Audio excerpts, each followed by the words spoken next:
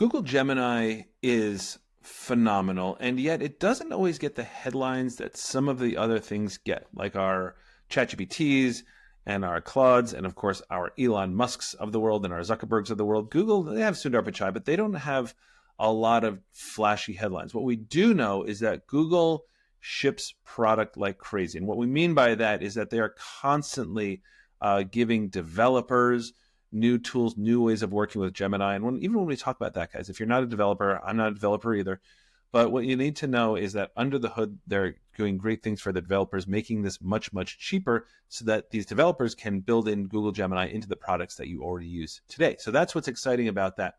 But, Jaeden and I just wanted to kind of pause because there's so much happening with Gemini and some cool things that might impact you directly. I've seen a bunch of stuff with maps. If you've seen Notebook LM, that's Gemini under the hood. And also I happened to give a talk over at Google just this past week and saw, which I'm not sure I'm allowed to talk about, but just sort of saw some super cool things that they're doing behind the scenes as well. But Jaeden, you were telling me about some Google stuff that you were excited about. Yeah, so the thing, I guess the first thing I want to talk about is the update to Maps. This is a tool. I know a lot of people use like Apple Maps or Google Maps. There's the forever battle on this. I use Google Maps, and so I'm really thrilled about some of the new features they're doing. Here's the thing.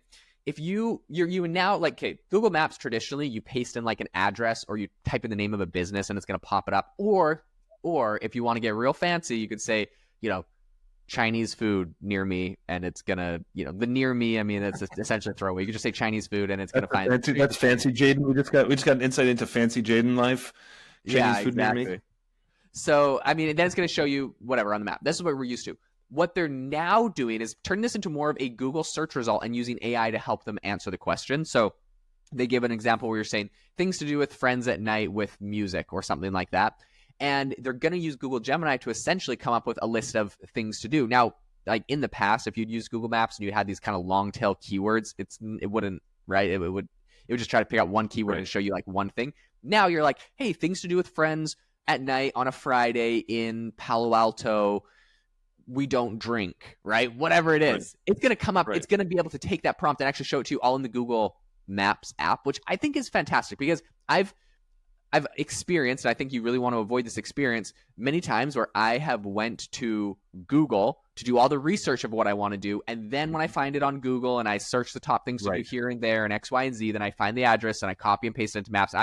It just gets me to the place. Now, why should it be like that? Because this is a fantastic, this is a tool for search. So anyways, I think Maps is cool, but there's so many different ways that Google Gemini is getting incorporated into the AI is getting incorporated into everything Google has. And so I really think this is very cool that Google has kind of like this one new tool, aka Gemini, their AI. They're able to spin out this technology, and now we see them putting it into all of their software. We see them putting it into Google Docs, into Google Sheets, into Gmail. And even sometimes when I see like, this little feature on Gmail that summarizes X, Y, and Z thing, it's not like that useful or whatever. Right.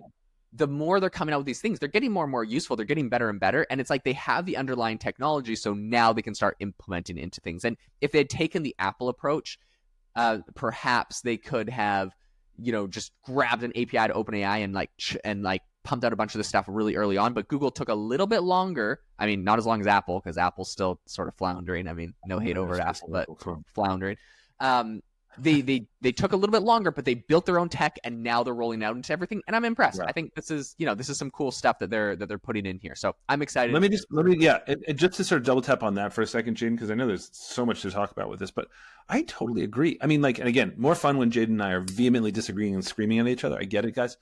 But the thing is, Google, in the same way Apple owns the thing it needs, Google owns the thing it needs, which is eyeballs. So Apple already is phenomenal at devices, putting out things. I'll buy products that are Apple just because I know that they're Apple. So Apple has a little more runway in terms of getting their intelligence up to speed. What we have said before, and this is just from the business aspect of all this, if you have a lot of market share, just don't give people a reason to leave. This is why in our MBA program at NYU Stern, we talk a lot about crisis management, things like that. Don't Washington Post with not giving an endorsement of something. They lost 200,000 subscribers. Don't give people a reason to leave. And at the moment, Google over the past year was giving people reason to leave because their search functionality was nothing like Perplexity. It just gave them a better model, and now ChatGPT search, a better model. Google is still kind of doing that. What Google has though is eyeballs, 92%, or maybe it's now to 91%, 90% of the search eyeballs. Apple already has their device in everybody's hands. Just don't give people a reason to leave. And on Maps, Jaeden, you really hit it on the head, which is that on Maps, as awesome as it is still a little clunky. You know what I mean? You sort of, when you're asking something, it's not doing in this new world of AI, conversational natural language, Maps isn't up to speed. You still have to spell things out in the right way and on a tiny context window it has. But now if you're just saying, hey, listen, I'm not feeling well right now, like where should I go? Instead of pharmacy near me, it's like, oh, well, you can go there. Or if you're feeling really bad, you can go to the urgent care. Or if you're feeling really bad, it's that sort of approach. And as Google builds this in, and as our friend Paul Rater over on the Marketing AI show talks about, if this intelligence starts to get commodified, and if this natural language ability and the Gen AI under the hood starts to get commoditized, what you're really looking for is the best user interface. And Jaeden, that's where I just want to spend one other second on this, is that Google was kind enough to invite me over to do a fireside chat for folks over at their New York office. And I got some demos, as I did also at I/O, some sort of secret demos, which I don't think I'm at liberty to talk about. I don't want to ruin my relationship with them. But I will say this. I love how Google approaches interface. It's so good, and just something that everybody has access to. If you look on Gemini Advanced, or just Gemini, just go over and have a look. What it does is it gives you an answer, but then at the end it says, verify with Google. It has a little Google icon, right? That's great interface. It's just the way that Google does interface is huge. I think that's going to be the way of keeping people on their platform, Yep, 100%. Okay, I want to talk about a exciting new Google thing that has come out with Google Gemini. Oh, and as far as vehemently disagreeing, I'll give you one that I'm excited about for Conor and I, which is I love the new based Bezos endorsement. I don't even want Fox News to endorse. I don't want anyone endorsing anyone from the news because I feel like it's biased.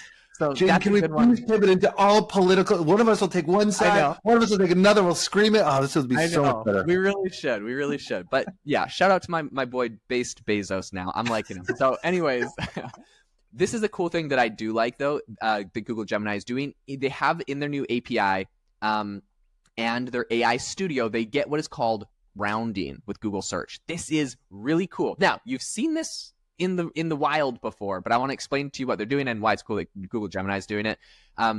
Grounding is essentially the capability that you'll see, when you're using something for Perplexity and it's giving you a result and it has like the little links to where it's actually getting the result. Or as we've talked about recently with the new ChatGPT features, when they're talking about some sort of thing and then they have like links to the articles that it's actually coming out with. This is essentially what's grounding. But what's cool is that Google's adding this into their API, meaning there's kind of like some home cooked stuff that OpenAI is building here. And if I'm a developer with OpenAI, I don't necessarily get the access to put this in. I got to build my own home cooked thing. With Google Gemini, you do get it.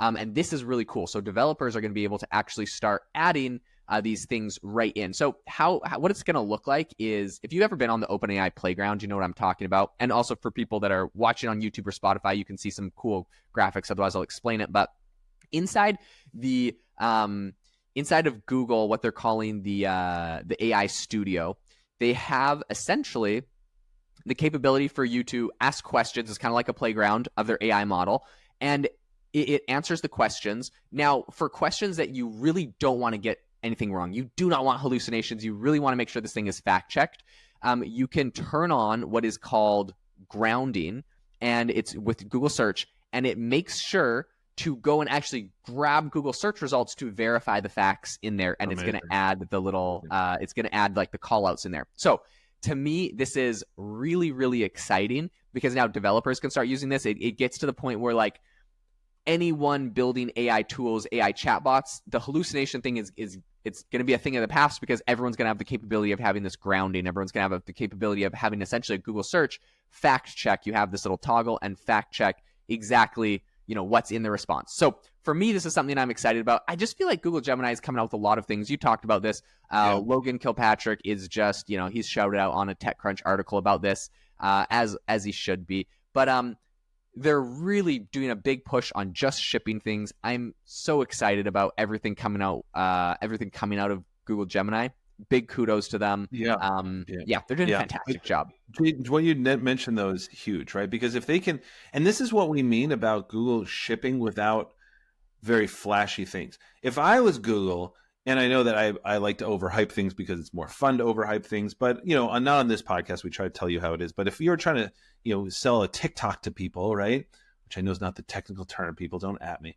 But you want to say Google has solved the hallucination problem or something like that, right? Like, because that is essentially what they are looking to do. And by the way, not everybody can do this because not everybody has access to a giant Google search engine. So Google's in a unique position to double check the work. And right now, what I was talking about the interface with Gemini, they ask you to do that manually by clicking on verify with Google.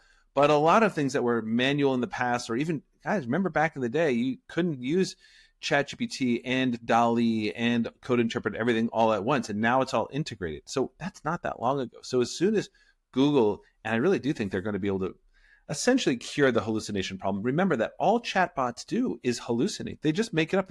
They're going based on statistical probability of the next word chosen.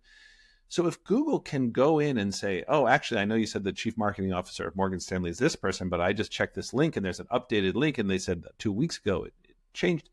That is going to be huge. And that's going to be something that will really move the needle on whether people use a Google Gemini versus something else. And especially for developers who, as Jaeden points out, they really, because they're working with products underneath. It's not about people going to Gemini. It's, they have company X and they need to build this into their system. They can't have hallucinations. If you're a Ford dealer or something like that, you can't have people hallucinate. Or if you're an insurance company, you can't have people getting the wrong information. So that's huge.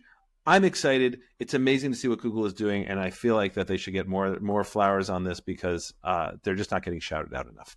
We're going to keep you up to date on everything Google is putting out because I think there's some of these smaller things that you need to know about. We'll keep you in the loop with all of it. Thanks so much for tuning into the podcast today. And if you didn't know, very shortly, there's a huge celebration, which is Conor's Christmas present. And the thing that I was thinking, maybe you and I, the listener, we could get Conor for Christmas. So Conor, plug your ears so you don't hear what we're talking about, is a review on the podcast. I'm thinking this year, we all pitch in together. We all put in a little bit of time, a little bit of love. We make the perfect Christmas present for Conor and write him a review. I know it's the one thing that will bring a tear to his eye.